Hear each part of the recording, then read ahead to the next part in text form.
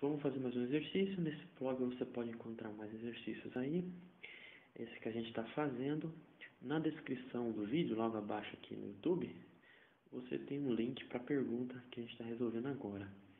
Trata-se de um problema envolvendo força elástica, né?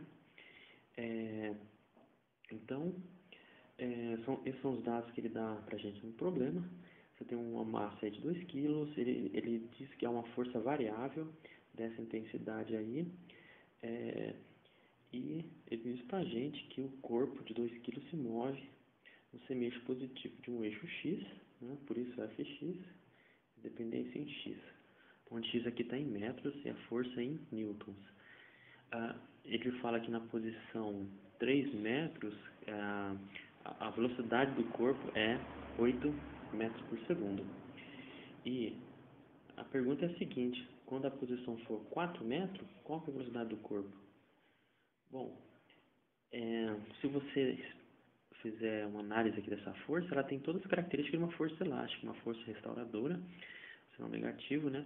Toda vez que eu desloco uma quantidade X, ela vai querer restaurar, ou seja, a força se opõe ao deslocamento. Isso é a característica da força elástica, né? Lei de Hooke. Então, tem como a gente determinar o K, a constante elástica da mola, ou rigidez elástica, né? Dessa mola? Tem.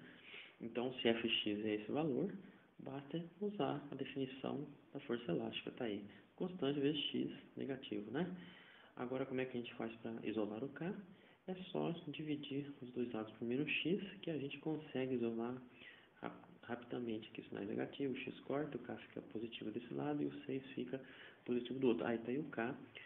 O K é em Newton por metro. Observe que é Newton por metro vezes metro dá Newton. Então, a análise dimensional da nossa constante elástica está certa. Então, a gente fica de posse do K aí. Por que a gente fez isso? Porque existe uma relação que estabelece o trabalho de uma mola, né? Esse S aqui vem em inglês spring. O trabalho de uma força elástica é obtido dessa maneira. Então, uma especial atenção você tem aí nas forças quando se tratar de uma força variável, porque na força variável você não pode simplesmente multiplicar a força pelo deslocamento. Veja que não é isso que acontece aqui. Então, vamos dando sequência aí. Da mesma maneira, o trabalho se relaciona à variação da energia cinética dessa maneira, né? É um teorema bastante conhecido, você pode relacionar trabalho com a variação da velocidade. Como é que a gente isola aqui agora a nossa velocidade, porque a gente deseja encontrar a velocidade no instante posterior, digamos, né?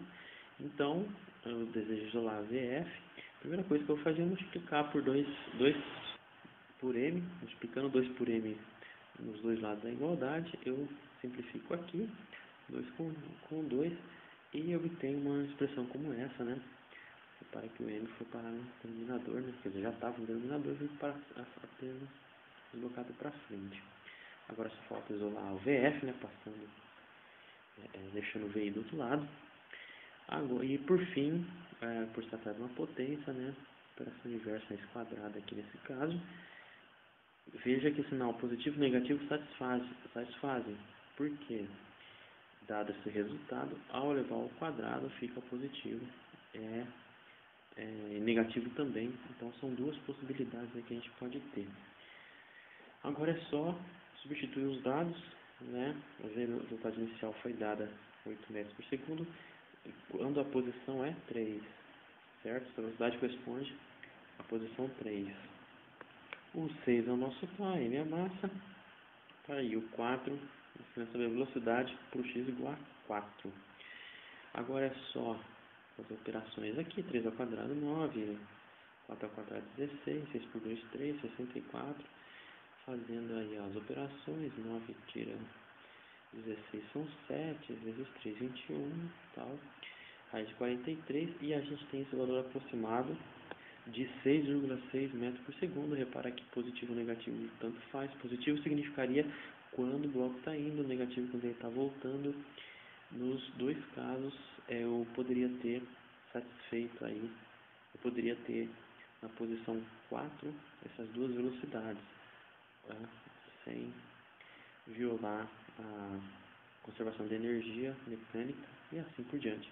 A outra pergunta, ali na letra B, ela é o seguinte: que valor de x positivo, agora ele já deu uma exigida aqui na positividade do x, né? Que o x pode ser negativo, significando apenas que ele está à esquerda da origem, né? Pelo menos é o que se usa como padrão aí, como definição, né? O padrão é x positivo para a direita. Em que posição de x, melhor dizendo, para um x positivo tal que a velocidade seja dada por 5 metros por segundo. Essa relação a gente pode usar do exercício anterior. Agora a gente quer isolar o x, a gente quer isolar o xf, vamos tirar esse k sobre 2, multiplicando os dois lados por 2 por k. Então é feita a simplificação, esse termo com esse, o 2 com 2 do outro lado, né?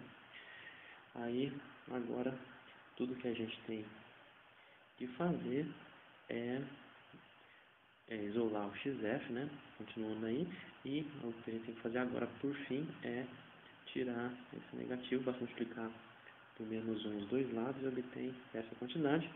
Agora, o que falta para a gente é simplesmente uma potência, né? A gente já viu que a operação inversa aqui é 1 sobre 2, então elevando os dois lados a 1 sobre 2, a gente fica com essa quantidade.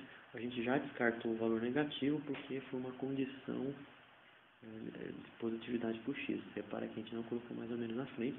Agora é só substituir as quantidades, fazendo as simplificações aí, correto? 2 sextos uma coisa aqui, 1 terço, 8 ao quadrado 64, 5 ao quadrado 25, 3 ao quadrado 9 e assim por diante. Fazendo essas operações aí, essa diferença dá 39, 64 tira 2,5 é 39 e tal, 1 terço de 39 são 13, tá aí, né? Raiz de 22, aproximadamente 4,7.